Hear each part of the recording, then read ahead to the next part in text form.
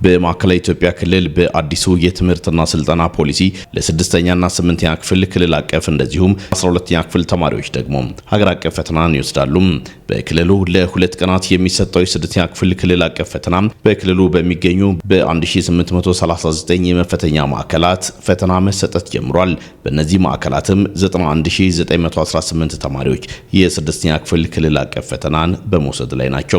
የክልሉ ርዕሰ መስተዳድር ዶክተር እንደሻው ጣሰውና የክልሉ ከፍተኛ የሥራ ኃላፊዎችም የክልላዊ ፈተናውን በወልቂጤ ከተማ በያብሮስ ሁለተኛ ደረጃ ትምህርት ቤት ተገኝተው አስጀምረዋል። የፈተናውን አሰጣጥ ሂደትም በየክፍሉ በመዘዋወር ተመልክቷል። ክልላዊ የፈተና አሰጣጥ ሂደቱን አስመልክቶ መረጃ የሰጡት የማዕከላዊ ኢትዮጵያ ክልል ምክትል ርዕሰ መስተዳድር የማህበራዊ ክላስተር አስተባባሪና የትምህርት ቢሮ ኃላፊው አቶ አንተነህ ፍቃዱ በዘንድሮ የ6ኛ ክፍል ክልል አቀፍ ፈተና ከ91 ሺህ በላይ ተማሪዎች ፈተናውን ይወስዳሉ ብለዋል። በ2018 ትምህርት ዘመን የ6ኛ ክፍል ክልል አቀፍ ፈተና ተማሪዎች በቂ ዝግጅት እንዲያደርጉ ጥረት አድርገናል። ተጨማሪ ትምህርቶች የማጠናከሪያ ትምህርት እንዲወስዱ አድርገናል። በስነ ልቦና ዝግጁ ለማድረግ ሞክረናል። እንግዲህ ከሰኔ 8 እስከ 9 ድረስ ለሚካሄደው ክልል አቀፍ የ6ኛ ክፍል ፈተና ሱፐርቫይዘሮችን፣ የፈተና ክፍል ኃላፊዎችን እንዲሁም በርካታ የሰው ኃይል አሰማርተናል። በየአካባቢው የሚፈተኑት በክለስተር ነው። በአጠቃላይ ከክልላችን 1839 ትምህርት ቤቶች ነው የሚፈተኑት። በዚህም በአጠቃላይ በክልላችን በዚህ ሁለት ቀን 91918 ተማሪዎች የሚፈተኑ ይሆናል። ሳምንቱ ክልላዊ ፈተናዎች የሚሰጡበት መሆኑን የገለጹት ምክትል ርዕሰ መስተዳድሩ ሰኔ 11 እና 12 2018 ዓ.ም የ8ኛ ክፍል ክልል አቀፍ ፈተና የሚሰጥ እንደሆነም አስረድተዋል። በቀጣይ እንግዲህ ይህ ሳምንት የክልል አቀፍ ፈተና የምንሰጥበት ሳምንት ነው። ዛሬ እና ነገ የ6ኛ ክፍል ክልል አቀፍ ፈተና እንዳጠናቀቅን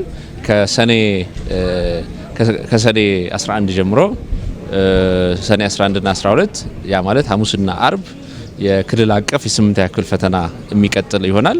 ያንንም ዝግጅት አጠናቀናል ማለት ነው። በክልሉም በሀገር አቀፍ ደረጃ ከሰኔ 24 2018 ዓ.ም ጀምሮ ለሚሰጠው የ12ኛ ክፍል ፈተና በቂ ዝግጅት ተደርጓልም ነው ያሉት። ተማሪዎች የሀገር አቀፍ 12ኛ ክፍል ፈተና እንዲፈተኑ የማጠናከሪያ ትምህርት የመስጠት ፖርሽኖችን ወይም የትምህርት ይዘት በጊዜ እንዲያጠናቅቁ የማድረግ ሞዴል ፈተናዎችን በክልል ደረጃ እንዲወስዱ የማድረግ ስራ አድርገናል።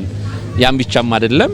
ባለፉት ዓመታት አንድም ተማሪ ያላሳለፉ ትምህርት ቤቶችን ለይተን ከነኛ ከ115 ትምህርት ቤቶች ዝቅተኛ ምንም ተማሪ ያላሳለፉ ወይም ዝቅተኛ ተማሪ ወደ ዩኒቨርሲቲ ያሳለፉ ትምህርት ቤቶችን ለይተን በርካታ ስራዎች ስንሰራ ቆይተናል። ለ6 ተከታታይ ሳምንታት 3ቱ ዩኒቨርሲቲዎች ዋቸሞ፣ ወራቤና ወልቂጤ ዩኒቨርሲቲ ተማሪዎች ገብተው ልዩ ኢንቴንሲቭ የሆነ ማጠናከሪያ ትምህርት እንዲወስዱ አድርገናል። በአጠቃላይ በቂ ዝግጅት አድርገናል ማለት ነው። ከዛ ባሻገር ከምናስፈትናቸው ተማሪዎች 60% ኦንላይን ነው ፈተና የሚፈተኑት ማለት ነው። በ30 ማዕከላት እንዲሁም 3ቱ ዩኒቨርሲቲዎች በ4 ማዕከላት በአጠቃላይ በ34 ማዕከላት ከምናስፈትናቸው 30 ሺህ በላይ ተማሪዎች 60% ኦንላይን የሚፈተኑ ይሆናል ማለት ነው። ፈተናውም እንግዲህ በሰኔ 24 የሚጀምር ይሆናል።